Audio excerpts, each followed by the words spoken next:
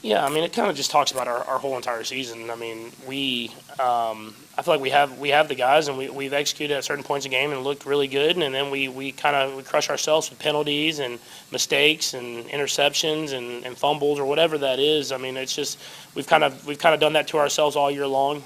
It's kind of been one guy here or there, and in this league, it's so close that those change games, and so we got to be better. You know, we've lost too many games already. And so we got to find a way to be better as a team and come together and play better throughout the rest of the season. Okay, so the sources we've gathered this week, they're just thick with this feeling of disappointment, maybe even disbelief around the Kansas City Chiefs. And there's one quote, one specific quote that really cuts through. Yeah, it's pretty stark. We're talking about a team that's, basically defined NFL success lately, and they're sitting at 2-3. It's baffling. Totally baffling. And that quote, the one that kind of sums it all up, it came straight from Patrick Mahomes after that really tough 31-28 loss to the Jags. Simple, devastating. He just said, we've lost too many games already. Mm-hmm.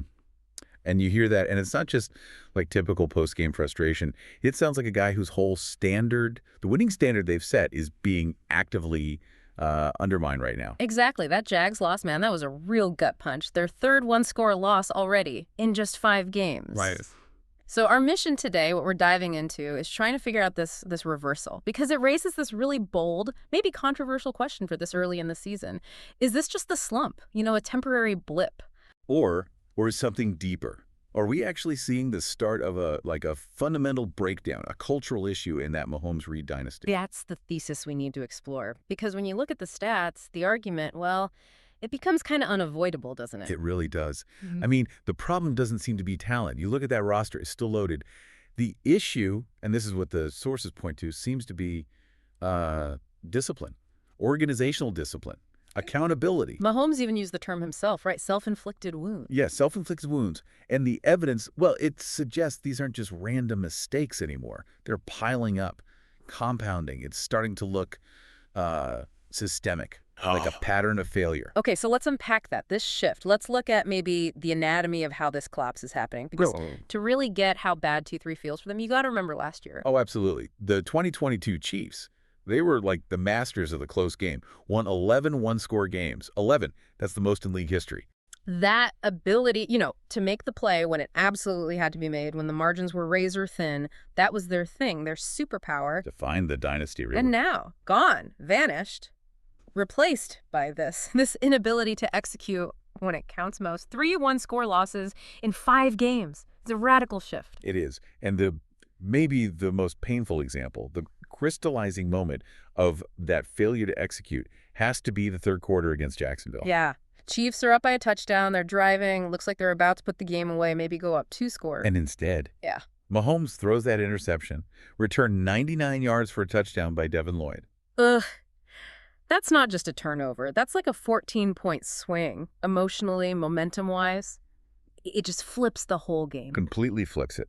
And what's interesting is Mahomes' explanation. He took the blame fully. Yeah. Said he checked to a play because he thought he saw zero coverage, something the Jags had shown. But the defense schemed themselves, was his phrase. Basically, linebackers dropped underneath right where he wanted to go. A wrinkle they hadn't shown in that look. So it sounds like less of a reckless throw and more of a mental miscalculation based on anticipating what they usually do. Exactly. Which in some ways makes it almost feel worse. Right? Yeah. It's a high leverage mental error, not just flinging it. Yeah. But, okay, even after that huge swing, that massive mistake, the offense did fight back. They got the lead back. That pick 6 alone shouldn't have sunk them. No, it shouldn't have. The failure to actually close the game, that came down to the defense late. And that's where these discipline issues, they just glare at you. I mean, look at Trevor Lawrence. Right. Our sources specifically note he's not known for speed. He's not a scrambler by reputation. Not at all. Yet, in that game, career high, 8 scrambles, leads the team with 53 rushing yards. And he punches in the winning touchdown himself from the 1-yard line after kind of stumbling in. 8 scrambles. For Trevor Lawrence, that's shocking. How does that happen? Why isn't Spagnuolo, the defensive coordinator, putting a spy on him in that situation? Game on the line. Well, the reporting says he often didn't. He just didn't assign a spy consistently. And whether Lawrence is fast or not, clearly he was finding lanes when the pass rush wasn't disciplined. It just feels like a basic failure to adjust in-game, like see what's happening and react. It absolutely raises questions. Mhm. Coaching, readiness, adjustments. And look, their own guys admitted it. Chris Jones, right? Yeah. Their defensive leader. What do you say? He basically said, we've just got to finish us as a defensive line. We've got to be more disciplined on our rush lanes. Wow. Disciplined on our rush lanes. Coming from Chris Jones. That tells you everything. When your best players are pointing to basic discipline failures, yeah, you're way past blaming bad luck. Yep. That quote from Jones about lacking discipline in rush lanes. Yeah. It's the perfect segue, really, into the core of this whole thing, the culture crunch. Yeah. Specifically, this epidemic of penalties. Oh, man, the penalties. It's poisoning their execution. The numbers, they don't lie. And they scream discipline problem. Against Jacksonville. Yeah. 13 penalties, 109 yards, 109. That's the most since when? Most penalties in a single game for the Chiefs since November 2018. Think about that, this incredibly successful era, and they just put up their sloppiest game, penalty-wise, in nearly 5 years. It's like having a supercar, all that talent, all that horsepower, but the brakes are shot. Yeah. You know, that's the discipline failure. You're going to crash. That's a good analogy. And what did Andy Reid say about it? His quote was interesting. Yeah. What was his take? He basically brushed off complaining about the call, said, whether I agree with him or don't agree with him, it doesn't matter. It's a score that matters, and we've got to take care of business there. Okay, how do you read that? Is that accountability? Like, doesn't matter if the calls are bad, we got to overcome? It could be. That's one read. The other read, maybe the more concerning one, is resignation. Like, is he just accepting, okay, we're going to get flagged a ton. We just have to try and score enough to make up for giving away 100 yards. If it's the second one, that signals a much lower standard, like accepting sloppy play as the norm. Right. And I kind of lean towards that acceptance read, which, yeah, that's terrifying if you're talking about maintaining a dynasty. Yeah. Because these weren't just, 5-yard procedure flags. No, these were drive killers or drive extenders for the other team. Game-altering mistakes, like early in the second quarter, right? Jalen Watson gets hit with pass interference on 3rd and 15. 3rd and 15, a down you absolutely should win as a defense. Instead, penalty, automatic first down, drive continues. And leads directly to a Jags touchdown. Wiped away 15 yards of good defense. Even Watson said it, right? I've just got to play better and not leave it in the ref's hands. Exactly. And the mistakes just piled on top of each other. So it wasn't just the penalties. Remember that interception that wasn't? Oh, yeah. Bounced off how many guys? 3. Bounced off Trent McDuffie, then Nick Bolton, then True Tranquil. Right through their hands. Bolton even admitted later, making that catch would stop 7 points. So fail to contain the QB, commit back-breaking penalties, and drop gift-wrap interceptions. And then, just to cap it all off, the final drive. The most critical moment. Don't tell me, the penalty in the end zone. Yep. Safety, Chamari Connor. Flagged for pass interference. In the end zone. With 38 seconds left. Ball goes to the 1-yard line. Game over. It's self-sabotage in real time. You hand them the game right there. That's exactly what it is. Which brings us back to Mahomes' diagnosis, right? We crush ourselves with penalties and mistakes. It's kind of been one guy here or there. But that's the thing, isn't it? If it's always one guy here or there, Yeah. one play it's the D-line rush lane, next play it's the corner committing PI, next play it's 3 guys dropping a pick. Then it stops being about individuals, doesn't it? Yeah. It starts to look like a pattern, a collective failing. So here's the provocative push question we have to ask. When these same mistakes, turnovers, killer penalties, late defensive breakdowns keep happening over and over, does that stop being bad luck? Does it stop being one guy? And does it start becoming just who the team is right now? Is it baked into their identity this season? It feels like it's leaning that way, like a fundamental cultural failure. It really suggests an identity crisis, which, yeah, raises serious questions for the coaches, for the veteran leaders.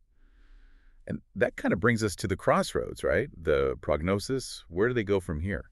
Well, context first. This 2-3 start, it's rare for them, super rare in the Mahomes era. Only the second time they've been under .500 after 5 games. In the last time. 2021. And famously, they turned it around, got hot, made it all the way to the AFC Championship game. So there is precedent for digging out of this kind of hole. Okay, so there's hope based on history, but does this feel like 2021? Yeah. That's the key question. I don't think it does. Back then, the struggles felt more like offensive timing, integrating new pieces, stuff like that. This feels internal, fundamental. They're beating themselves. Yeah, it feels less like they're searching for answers and more like they have the answers but keep tripping over their own feet on the way And the pressure cooker.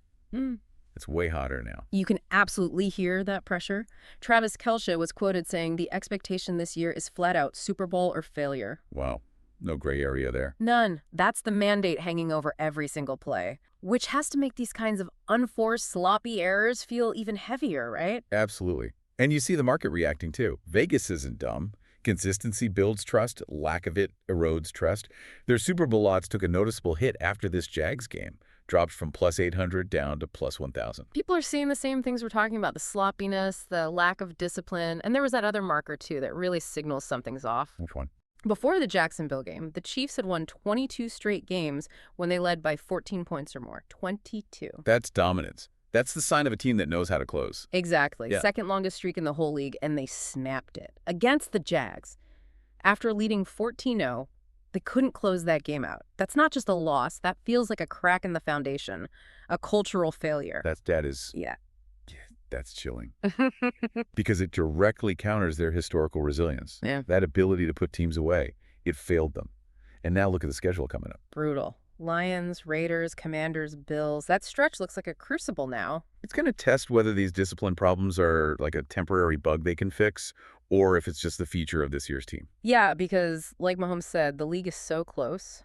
Most games against good teams come down to just a couple of plays. And if you're the team consistently giving away those 2 or 3 crucial plays with penalties, with turnovers, with defensive lapses, how do you survive that? Especially in a loaded AFC. You probably don't.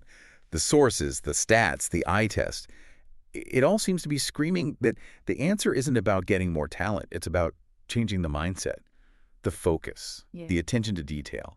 They are absolutely at a tipping point. This whole deep dive, it really confirms, for me anyway, that the core issue here isn't a lack of talent. It's not Patrick Mahomes suddenly declining. No. It's these mental errors, these discipline fails, piling up, becoming systemic, shifting them from that clutch, execution-defined dynasty to a team that's actively sabotaging itself. Which leads us to that final kind of uncomfortable thought for you, the listener, to wrestle with. Yeah. Which is ultimately more dangerous to a championship team. Is it losing a key player, a superstar, to injury for a season, or is it losing that collective rock-solid belief in your own discipline, your own ability to execute cleanly under pressure? That's heavy. Because that 2021 turnaround we mentioned, that was a response to, like, external adversity, figuring things out. This feels different, doesn't it? Does this adversity feel harder to overcome precisely because they're the ones creating it, through their own sloppiness? That's the fundamental question they have to answer inside that building. Can this team, as Mahomes put it, find a way to be better as a team? Can they do that without some kind of radical shift, getting away from these self-inflicted wounds? We're about to find out. The next few weeks, they'll tell the tale. Is this fixable? Or is a dynasty starting to truly crumble from within?